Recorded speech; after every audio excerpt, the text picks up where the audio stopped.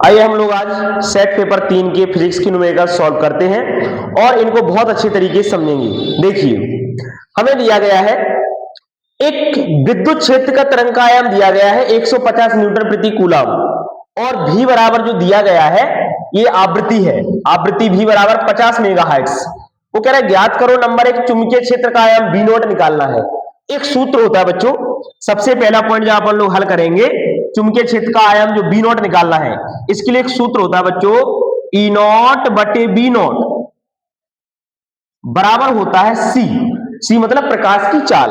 अब यहां पर देखा जाए कि हम लोग अगर बी नॉट का मान निकालना है, हमें चूंकि निकालना है चुंबकीय क्षेत्र का आयाम, तो बी नॉट का गुणा इधर कर देंगे, यानी बी नॉट बराबर क्या बन जाएगा बताइए, सी नॉट कहां आ जाएगा बटे में, यानी ई नॉट बटे में क्या आ जाएगा बोलो, सी आ जाएगा।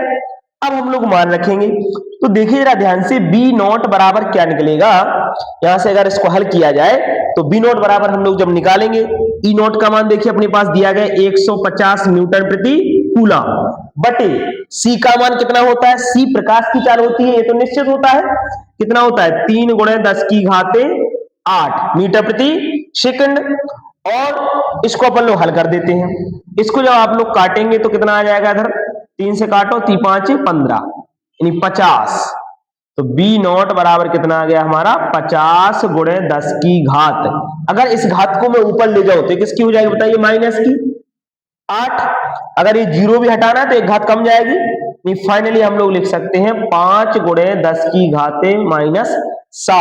और इसका मात्रक क्या होता है बोलो, टेस्ला होता है, न्यूटन प्रति एम्पियर मीटर भी होता है, या गॉस, तमाम मात्रक होते हैं, उनको किसी को भी लिख सकते हो।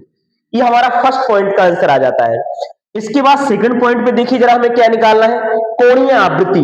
कोणीय आवृत्ति हमें ओमेगा का मान निकालना है, तो सेकंड पॉइंट हम लोग बच्चों यहां पर लिखते हैं, कोणीय आवृत्ति ओमेगा बराबर, सूत्र क्या होता है बोलो, 2πf। कोणीय आवृत्ति ओमेगा का सूत्र क्या होता है बताइए, 2πf। तो यहां से अगर मैं इसको हल करूं, 2 पाई की वैल्यू आपको पता है 3 दशमलव कितनी होती है बताइए, 14 इंटू एफ का मान हमें दिया गया है। एफ का मान देखिए जरा कितना दिया गया है, यहां पर आवृत्ति जो होती है उसको हम लोग v से प्रदर्शित भी करते हैं और f से भी प्रदर्शित किया जाता है, दोनों एक ही चीज याद रखना। तो 50 मेगाहर्ट्ज, तो 50 गुणे, यहां पर अगर मेगाहर्ट्ज से, मेगाहर्ट्ज को अगर हर्ट्ज से बदलना है तो हमें इसमें गुणा करना पड़ेगा 10⁶ का, तब जाकर ये हर्ट्ज से बदलेगी। अब इसको आप लोग हल कर लीजिए, तो ये कितना बन जाएगा बताइए जरा, 50 दूनी 100, 3.14 गुणे 50 × 2 करें कितना आएगा 100 × 10⁶। इस प्रकार से बन जाएगा 3.14 और गुणे 10⁻, देखो 2 जीरो और 2 घात बढ़ा दीजिए, 10⁶ की जगह कितना हो जाएगा 8। और आवृत्ति जो होती है इसका मात्रक क्या होता है, रेडियन प्रति सेकंड। तो यहां पर लिख देंगे हम लोग रेडियन प्रति सेकंड, ठीक, ये इसका मात्रक अपन लिख दिए। ये आपका सेकंड पॉइंट आ जाता है, कोणीय आवृत्ति ओमेगा का मान। इसके बाद बच्चों थर्ड पॉइंट हमसे क्या पूछ रहा जा रहा है, तरंग दैर्घ्य। क्या निकालना है बच्चों हमें बताइए, थर्ड पॉइंट इसमें ज्ञात करना है आपको तरंग दैर्घ्य। तरंग दैर्घ्य को हम लोग लैम्डा से प्रदर्शित करते हैं, किससे प्रदर्शित करते हैं बताइए, लैम्डा से। तो लैम्डा बराबर सूत्र क्या होता है बोलो, c/v। c/v, यहां c क्या है प्रकाश की चाल और v क्या होती है आवृत्ति। यहां पर हमें दिया गया है प्रकाश की चाल का मान कितना होता है 3 × 10⁸, ये फिक्स है बच्चों। इसके बाद v का मान हमें दिया गया 50 मेगाहर्ट्ज, देखिए यहां पर, तो हम लोग यहां पर बटे में रखेंगे 50 मेगाहर्ट्ज को बदलेंगे हर्ट्ज में, तो 50 × 10⁶ का गुणा कर देंगे। इसको हम लोग सॉल्व कर लेते हैं। जब बच्चों इसको सॉल्व किया जाएगा तो हम लोग इसका डिवाइड देंगे, इसमें 50 का अगर 3 में भाग दिया जाए तो ये कितना आ जाएगा बताइए जरा, इसको बढ़िया सॉल्व करते हैं हम लोग, 0 बार जाएगा। और इसके बाद हम लोग, या फिर और सिंपल तरीका ये है कि डायरेक्ट आप डायरेक्ट लिख दीजिए 3/50 ज्यों का त्यों रख दीजिए। और देखो यहाँ पर अगर 8 में से 6 घात घटाओ कितनी बचेगी बोलो 2, और 2 घात का मतलब हुआ 100, और 2 घात का मतलब क्या हुआ 100 हुआ। तो सीधा सीधा कर देंगे 50 दूनी 100, ये डायरेक्ट कट जाएगा, वैसे में आप दशमलव में लगाते, इससे डायरेक्ट आ गया। और तरंग दैर्घ्य का मात्रक क्या होता बताइए, मीटर। इसको क्या लिख दें हम लोग, इतने मीटर। इस प्रकार से हम लोग पहले सवाल के सारे पॉइंटों को आसानी से हल कर लिया। अब हम लोग देखते हैं क्वेश्चन नंबर सेकंड, जो 5 का एना दिया गया है, इसको हल करते हैं। ओके, आप लोग इसका स्क्रीनशॉट ले लीजिए।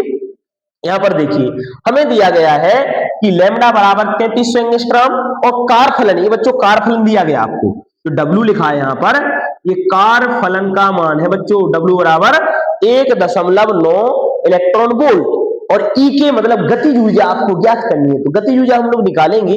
किसी भी अगर फोटोन की ऊर्जा की बात करें तो कुल ऊर्जा होती है hv, और बच्चों इसका जो मान होता है hg बराबर वो E के यानी गतिज ऊर्जा प्लस कार फलन के बराबर इसका मान होता है। तो हमें तो यहाँ पर गतिज ऊर्जा का मान निकालना है, तो बताइए यहाँ से गतिज ऊर्जा E के बराबर कितना आ जाएगा, बताइए। E के बराबर हम लोग यहाँ पर लिख देंगे, बोलिए पक्षांतर कर दें इसको, तो ये कितना हो जाएगा, hv माइनस का क्या बन जाएगा, w।